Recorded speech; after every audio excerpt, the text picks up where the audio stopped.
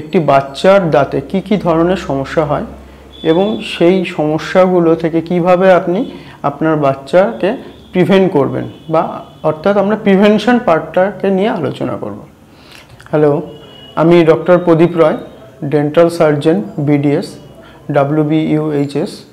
প্রথমে বলে রাখি যে কিনা একটি বাচ্চার প্রথম যে সমস্যাটা হয় সেটা খুব কম বয়সে হয়, যেটা মোটামুটি 1 থেকে 1.5 বছর বয়স থেকে শুরু হয়ে যায়, বা কারো কারো ক্ষেত্রে 2 বছর বয়স থেকে শুরু হয়। এই সময়টাকে, এই যে সময়ে যে সমস্যাটা হয় সেটাকে বলা হয় যে কিনা আর্লি চাইল্ডহুড ক্যারিজ বা নার্সিং বটল ক্যারিজ।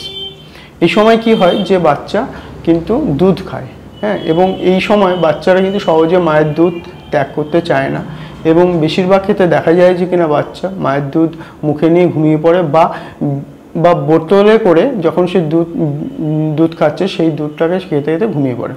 এবার সারা রাত সে হচ্ছে দুধ খাওয়ার পর সেই যে মিল্ক সেটা হচ্ছে তার দাঁতে লেগে থাকে, আর সেই দাঁতে লেগে থাকার জন্য ওখানে কিন্তু ব্যাকটেরিয়া কিন্তু জন্ম হয়, বা মুখে যে ব্যাকটেরিয়া আছে সেই ব্যাকটেরিয়াগুলো সেই খাবারটাকে নষ্ট করে দিয়ে কিন্তু একটি অ্যাসিড তৈরি করে, আর সেই অ্যাসিডই কিন্তু সে বাচ্চার যে দাঁত, সেই দাঁতটাকে কিন্তু দাঁতের মধ্যে যে মিনারেল সেগুলো কিন্তু নষ্ট করে দেয় এবং ক্যারিজ তৈরি করে যায়। আর এই যে সময়টা, এই সময়টা খুবই ভাইটাল সময়, যেখানে দেখা যায় যে কিনা এই আর্লি চাইল্ডহুড ক্যারিজ সাধারণত প্রথম 6 বছর বয়সের মধ্যেই হয়।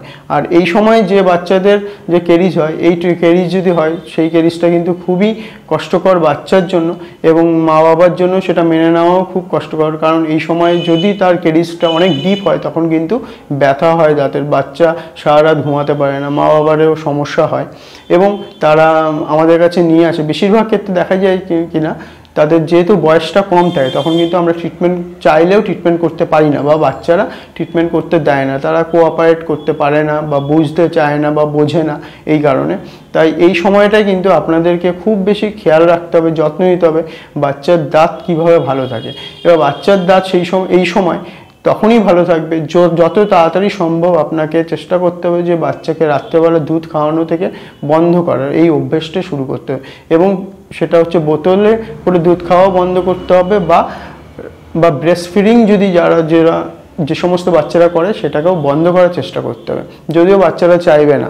এইবার সেক্ষেত্রে দেখা যায় যে কিছু বাচ্চা আছে যেখানে তারা সহজেই এই সময় ব্রেস্ট ফিডিং ছেড়ে দেয়, বা রাতে দুধ খাওয়া ছেড়ে দেয়, কিন্তু বেশিরভাগ ক্ষেত্রে কিন্তু বাচ্চারা সেটা করতে চায় না। এবার এই ক্ষেত্রে সমস্যাটা হয় যে কিনা বাচ্চা কিন্তু দুধ খাবে, আর আমরা যতই বলি না কেন বাচ্চারা এই সময় দুধ ছেড়ে দিতে হবে, কিন্তু তারা কিন্তু করতে পারবে না। তাই আমি বলে রাখি যে একটা শর্টকাট রয়েছে, যে এই সময় কিন্তু বাচ্চার মাকে অনেক বেশি সচেতন থাকতে হবে যে বাচ্চা কখন দুধ খাওয়া শেষ করছে। যখনই বা রাতে যখন বাচ্চার দুধ খাওয়া শেষ করবে তখন কিন্তু ঘুমের মধ্যে তাকে জল খাওয়ার তাহলে অভ্যেস করে দিতে হবে, ঠিক আছে। এবার কি হবে যে কিনা দুধ খাওয়ার পরপর যদি বাচ্চাটা যদি জল খায় তখন কিন্তু জলের সাথে সেই যে মুখের যে দাঁতের উপরে যে দুধের যে লেয়ার লেগে থাকবে সেটা কিন্তু পেটে চলে যাবে, আর সেই ক্ষেত্রে দেখা যায় যে কিনা অনেকটাই যে বাচ্চার দাঁতের ক্যারিজ হওয়াটাকে প্রিভেন্ট করা সম্ভব এইভাবে। আর এর সঙ্গে এই সময় যেটা প্রধান আরেকটা লক্ষণ করতে হবে যে বাচ্চার মাকে, যে কিনা তাকে কিন্তু এই সময় থেকে যখন তার বাচ্চার বয়স 2 বছর বা 2.5 বছর বয়স হচ্ছে তখন থেকে কিন্তু রেগুলার বেসিসে 2 বার অন্তত করে ব্রাশ করাতে হবে। ব্রাশ এই সময় কিন্তু নর্মাল ব্রাশ দিয়ে তারা ব্রাশ করতে চাইবে না, নর্মাল ব্রাশটা একটু বড় হয়, একটু হার্ড হয়, তারা কিন্তু করতে চাইবে না।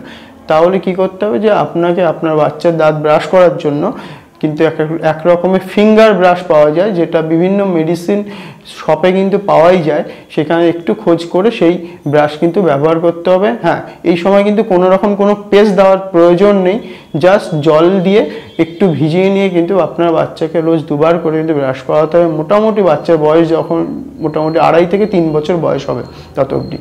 এরপর যখন বাচ্চার বয়স 2.5-3 বছরের বেশি হয়ে যাবে তখন অল্প অল্প করে ব্রাশ করাতে হবে, নর্মাল ব্রাশ দিয়ে, ছোট যে সফট যে ব্রাশগুলো সেই ব্রাশ দিয়ে কিন্তু বাচ্চাকে ব্রাশ করানো অভ্যাস করতে হবে।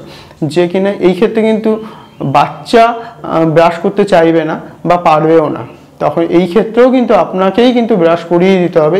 অল্প একটু পেস্ট নিতে হবে, পেস্ট নিয়ে বাচ্চাকে 2 বার করে ব্রাশ করাতে হবে, সকালে একবার এবং রাতে খাওয়া দাওয়ার পর, এইভাবে যদি তার ব্রাশ করানোর অভ্যাস চলে, মোটামুটি 6 বছর বয়স পর্যন্ত যদি তার আপনি ব্রাশ করিয়ে দিতে পারেন, তাহলে দেখবেন আপনার বাচ্চার কিন্তু কেরিস লাগছে না, বা কেরিস লাগলেও সেটা কিন্তু অনেক বেশি ডিপ হয়ে যাচ্ছে বা পেইনফুল সেরকম সেই কন্ডিশনে কিন্তু যাচ্ছে না। এইবার বাচ্চার বয়স যখন 7 বছর বা 8 বছর বয়স হবে, সেই সময় কিন্তু বাচ্চা নিজে থেকেই ব্রাশ করতে চাইবে, তখন আপনার টেনশন ফ্রি এই সময় কিন্তু আপনি তাকে ব্রাশ দিয়ে দেবেন এবং সে নিজেই কিন্তু 2 বার করে ব্রাশ করে এবং নিজেই নিজের দাঁতের কেরিজ হওয়া থেকে প্রিভেনশন করে নিতে পারবে। এইবার এর পাশাপাশি যেটা আপনাকে মাথায় রাখতে হবে যে কিনা বাচ্চাদের দাঁত কি খাবার থেকে খারাপ হতে পারে। যে কোনো, সেই ক্ষেত্রে বলে রাখি, যে কোনো প্রকার যে সুইট জাতীয় যে খাবার বা যে সমস্ত খাবারে গ্লুকোজ বা সুগারের পরিমাণ বেশি আছে, সেই সমস্ত প্রত্যেকটা খাবারই কিন্তু বাচ্চাদের দাঁতের ক্ষতি করার জন্য উপযুক্ত। যেমন আপনি মনে করেন যে আপনি চিপস দিচ্ছেন, বা কোনো বাচ্চা যদি বারবার করে ক্যাডবেরি, লজেন্স বা আইসক্রিম খায়, সেক্ষেত্রে প্রচুর কিন্তু সুগার থাকে এই সমস্ত খাবারে, ঠিক আছে। এবার এই খাবারগুলো খেলে আস্তে আস্তে রেগুলার বেসিসে যদি খায় এবং খাওয়ার পর যদি অনেকক্ষণ সে যদি দাঁতটাকে পরিষ্কার না করে, সেক্ষেত্রে কিন্তু তার দাঁতটা ক্ষয়ে যাওয়ার কিন্তু সম্ভাবনা অনেক বেশি থাকবে, বা কেরিজ লাগার সম্ভাবনা অনেক বেশি।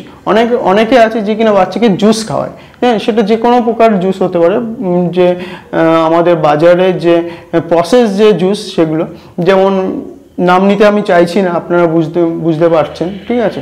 সেই সমস্ত কোল্ড ড্রিঙ্কস বা জুস কিন্তু খাওয়ানো যাবে না, সেগুলো একটু মিষ্টি হয়, বাচ্চারা খেতে চায়, হ্যাঁ, সে কিন্তু সহজেই আমরা আমাদের বাড়িতে যে সমস্ত দাদু দিদা বা অনেক সময় আত্মীয় স্বজন যারা আসে, তারা কিন্তু হাতে করে নিয়ে আসে একটা বোতল যে বাচ্চা খাবে বলে, কিন্তু সেই খাবারগুলো যত কম পরিমাণে হয় বা যত কম সংখ্যায় খেতে পারে, সেটাই কিন্তু আপনার বাচ্চার জন্য সবথেকে বেস্ট। কিন্তু আপনি যদি সেই বাচ্চাটা এই খাবারগুলো সহজে যদি হাতে পেয়ে যায়, বা আপনি যদি বাড়িতে কিনে নিয়ে আসেন, তাহলে কিন্তু আপনি ভাবছেন যে আপনি আপনার বাচ্চাকে একটি মিষ্টি জাতীয় খাবার উপহার দিচ্ছেন, অ্যাকচুয়ালি কিন্তু আপনি আপনার বাচ্চার ক্ষতিই করছেন। সেটা কিন্তু আপনার বাচ্চার দাঁতের জন্য মারাত্মক পয়জনাস একটি যে কিনা খাবার, যেটা বাচ্চার দাঁতকে নষ্ট করে ফেলবে। তাই আপনারা বাড়িতে যদি এই জাতীয় খাবার নিয়ে আসেন, তাহলে আমি বলবো সেগুলো খুব কম পরিমাণে আনুন, মাসে 1 থেকে 2 বারের বেশি আনবেন না, তাহলে দেখবেন আপনার বাচ্চা অনেক বেশি ভালো থাকবে এবং তার দাঁতের কেরিজ লাগা প্রবণতা কিন্তু কম হবে। এক্ষেত্রে আপনার বাচ্চা ভালো থাকবেন এবং আপনিও অনেক ভালো থাকবেন। নমস্কার, আজকের আলোচনা এতটুকুই থাকলো। পরবর্তীতে অন্য একটি বিষয় নিয়ে আলোচনা করব। বাই।